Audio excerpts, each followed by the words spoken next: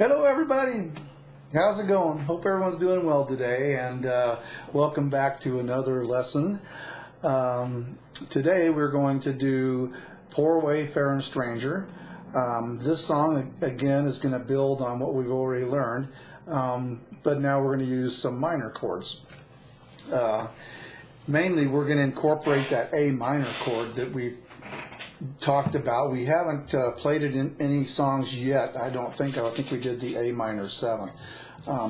So we don't want to leave the A minor chord out, and I think Poor Wayfaring Stranger is another good folk tune that's kind of fun to play around and sing. Shouldn't be too hard, especially if you're going to play with friends. It's pretty easy to teach someone else how to play it. So anyways, let's just jump right into it. The first chord is an E minor, which we learned way back at the very beginning, so that's going to be very easy for you.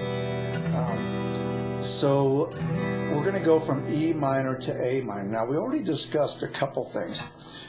We learned that the E7 and the A minor 7 are the same. Basically, we're just hopping down a string.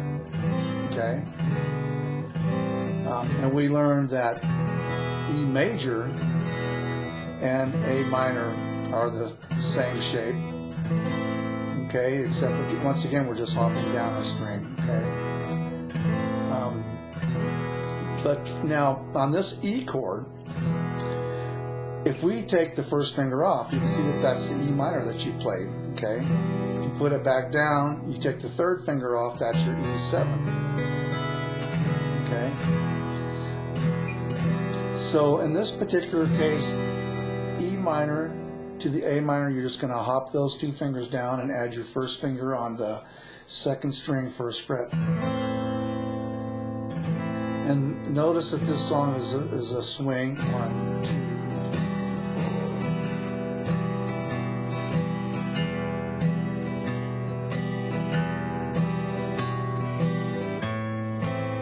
You can just strum like this. So I'm going to show you this other technique with the picking in a minute.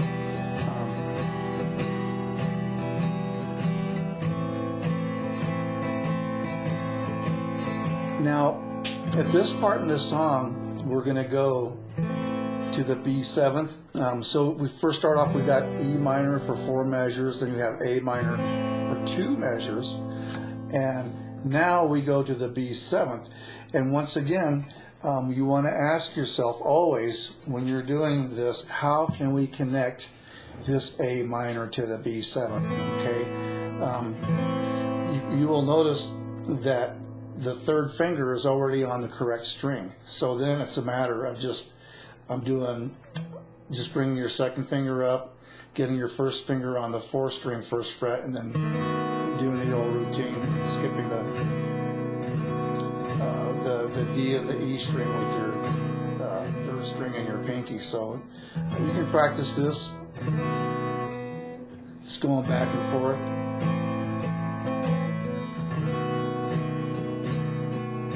And now it goes from the B7 to the E minor. We'll look at now your second finger is already where it needs to be, so now we get that. See, so that whole progression really is great for connecting chords. And again, part of why I like to have songs like this in my lessons.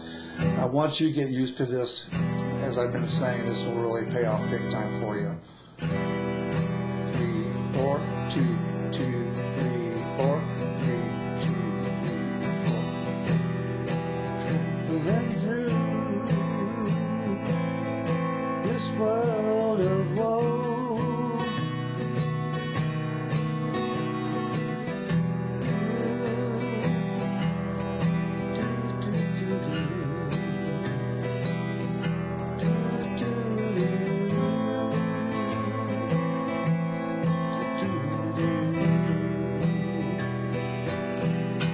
Okay,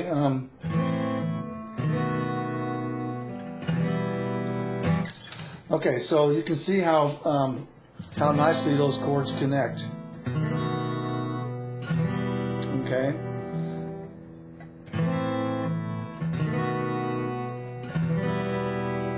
Okay, so now we've got that, and then the chorus is going to go to the C chord. Well, how do we go to E minor to C? C so far has been kind of a tough one because we always tend to, or seems like we have to dive bomb when we go to C. But here we've kind of, we're a little bit closer. We can hop down and then just go like this. You can, if you're on that E minor, just bring that second finger down, and then you can kind of go onto the C that way.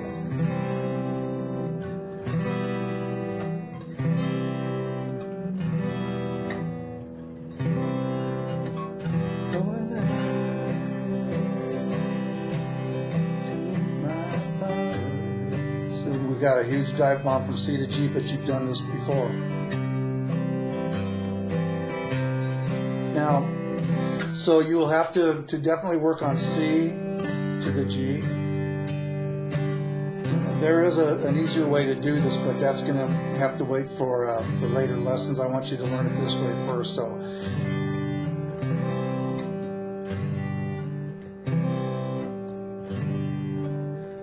Going there. Let me start with that E minor. World to which I go. Okay, now we're going to go to this C. To meet my father. I'm going there. No more. Now we're going to go to the B7. Now this is kind of cool. Your third finger is right here. Third string, fifth string, third fret. We're just going to go one fret behind that with your second finger, and then we can, from that, we can pivot to the B7,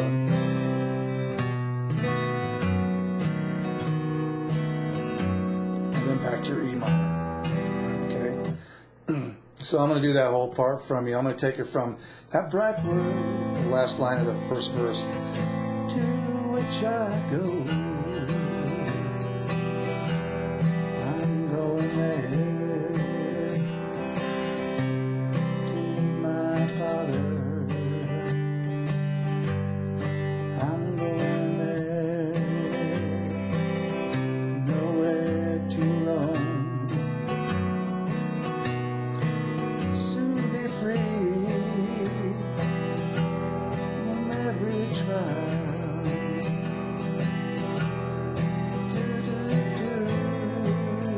Okay, so that's the whole song, and I kind of got hung up on doing this picking, which maybe I shouldn't have been doing that. You know, since you're just learning, you can just strum it like this,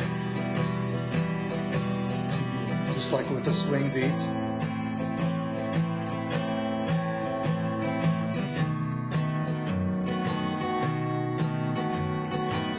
Okay, now you've noticed, like I was doing this other picking, which is, if you've been working on the comping, keep working on that. Okay, so this will be another type of picking. So what we're going to do, you're going to pick the root note first. Okay, so on an E minor, you're going to pick the E and then the A string.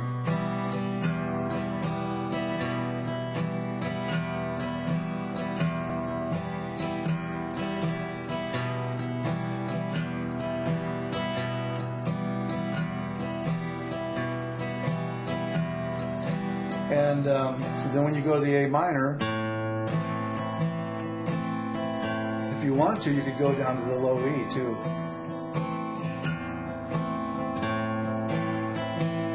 And then back to your, then we go to the B7th. You've noticed me doing this before. We're going to have, here's your B7.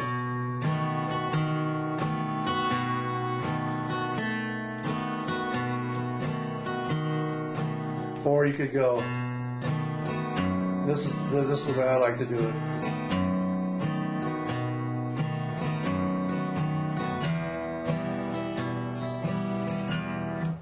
And when you do this, once again, don't overthink it.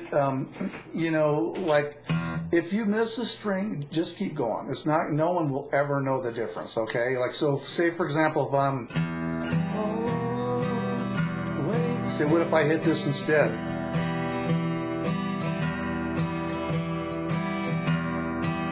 Or maybe I do this twice.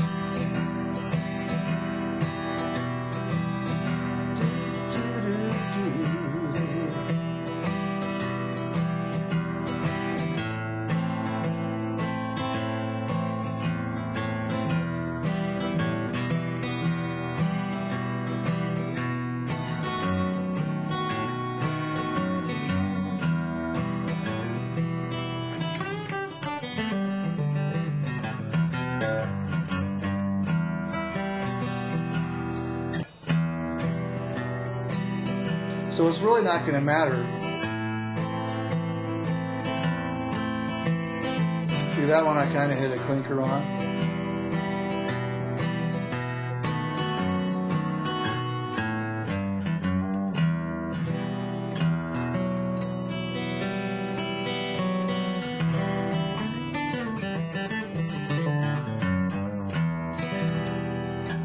Okay, so practice that now, and you can do that on other chords. Remember, you're always going to start with the root note of the chord first, and then just pick, a string above. In the case of C, you could do the same thing with your third finger,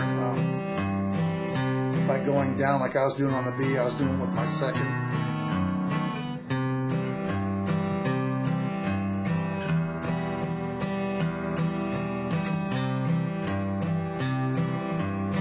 Okay, so get the chords down first, and then as you become more comfortable with it, you can throw in this extra picking. This is really super common, for cowboy songs, western songs.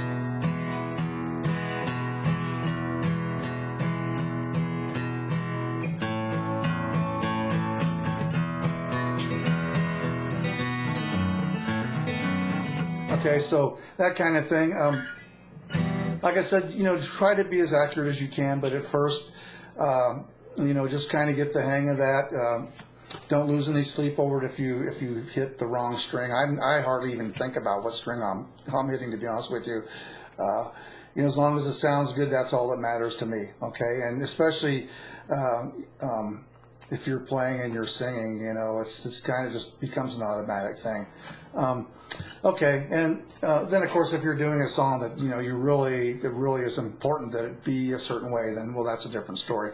But that's all there is for Poor Wayfaring Stranger. A fun song to sing if it's in your key. That one's a little bit too high for me, but maybe we'll talk about changing keys next time around.